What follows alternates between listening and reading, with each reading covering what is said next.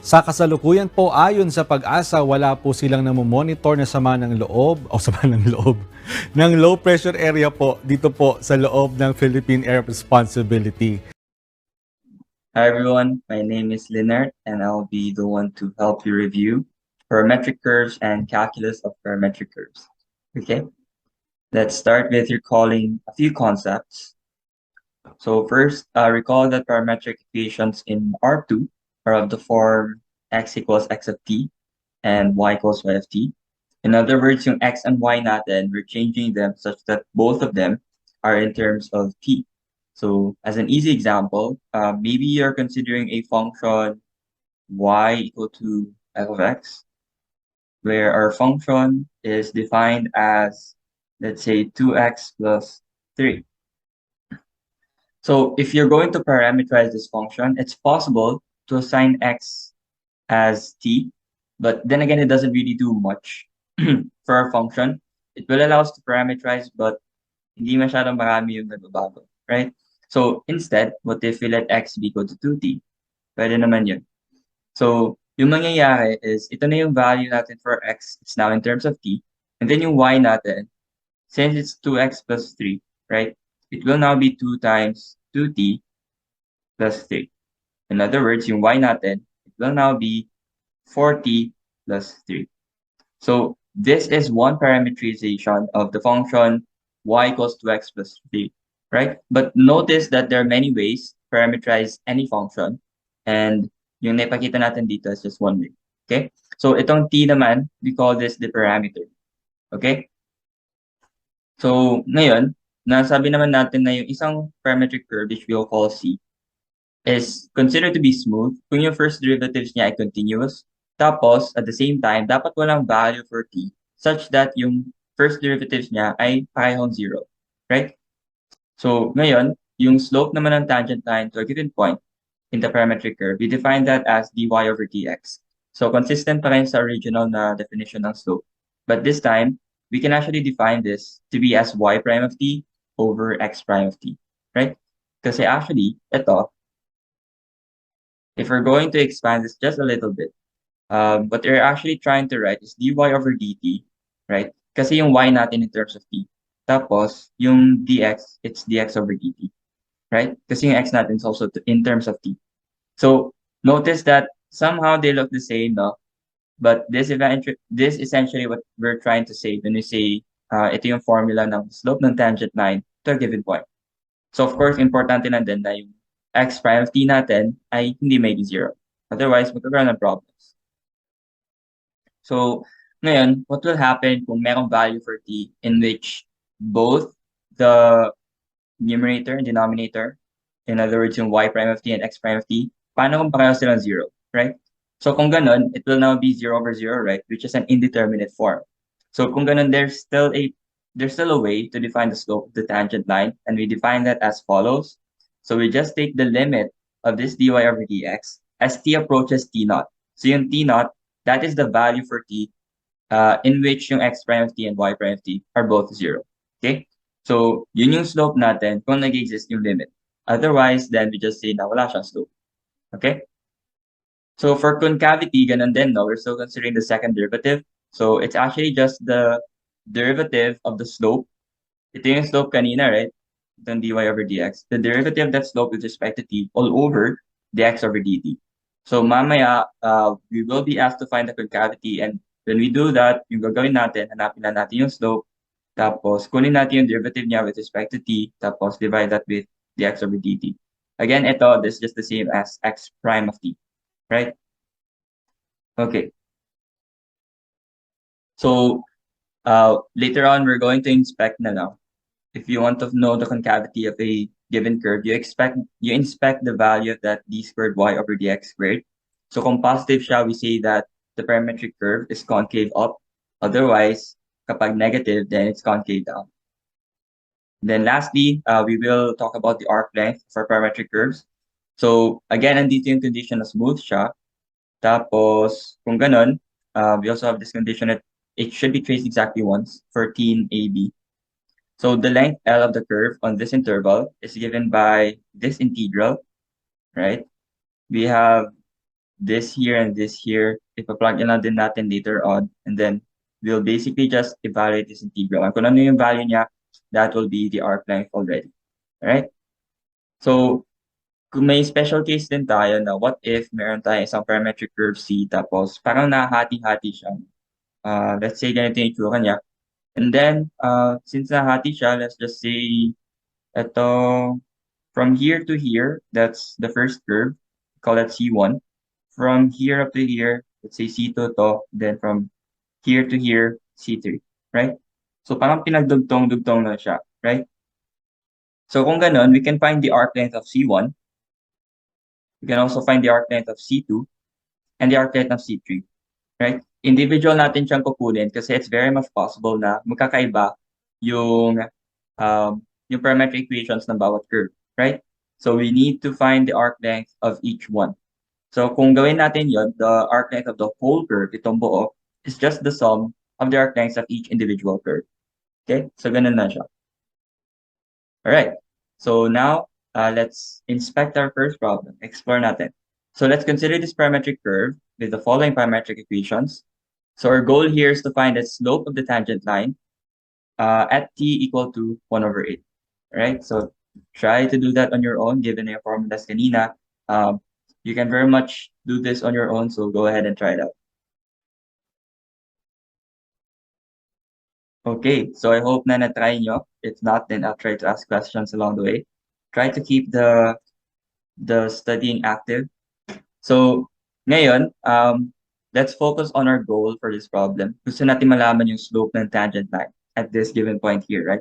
So, if you want to find the slope ng tangent line, ano yung kailangan natin mahanap?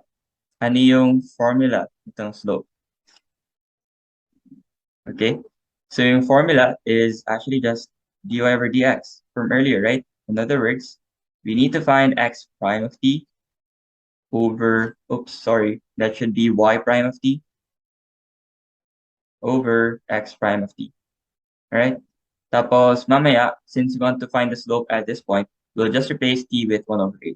But for now, hanapin muna natin yung y prime of t and x prime of t. So remember that yung derivative, well, yung derivative nito with respect to t, kasi arc sine siya, no? Yung derivative ng arc sine is 1 over the square root of 1 plus i-square mo yung argument niya, which is 2t, right? So, ganyan yung tsura niya. And then, since we are taking the derivative, the chain rule still applies. So, derivative ng argument, which is 2t, you multiply by 2. So, ito yung derivative ng x natin with respect to t. Meanwhile, yung y will just be 1 over 1 plus the square of the argument pa rin, 4t squared. And then chain rule, so derivative ng 4t is 4, so yeah. And then that will now be our x prime of t and y prime of t. Simplify na lang natin. Okay? So now, pwede na natin ma-define yung equation ng slope. So this is this y prime of t divided by x prime of t. When you simplify, ito yung mga okay? So there will be a lot of computations dito na ini-skip natin just for the sake of the video being shorter. Pero please try it out on yourselves, on your own, no? Madali lang naman siya kasi algebra, so pang ma-practice na rin. So, ngayon, at t equals 1 over 8, substitute lang tayo. And ito, kapag evaluate natin, yun na yung answer, right? And when you do that, you will end up with 2 square root of 15 over 16 over 5 over 4. Then, simplifying further, no? This numerator is just 2 square root of 15 over the square root of 16, but the square root of 16 is 4. Tapos, multiplied with the reciprocal ng denominator, 4/5. So, dito, makuha na natin yung answer na kailangan natin, which is 2 square root of 15 over 5. Right, that's the first problem. For the second one, dalawa yung hinihingi natin. We're given this parametric curve with the following equations. So first, we want to find the concavity of the curve at t equals 1. And second, we want to find the curve's perimeter, the portion where t is in 1, 3. Okay, so when we say perimeter, essentially, what you would expect is that yung parametric curve nito kapag i-graph natin siya, no, it should be some kind of closed figure. For example, ganyan. some kind of closed figure. So it makes sense, no? Na perimeter yung ginagamit na term. But essentially, yung arc length na formulas and concepts pa rin yung i-apply natin dito. Okay? So try both problems on your own, tapos usap tayo mamaya.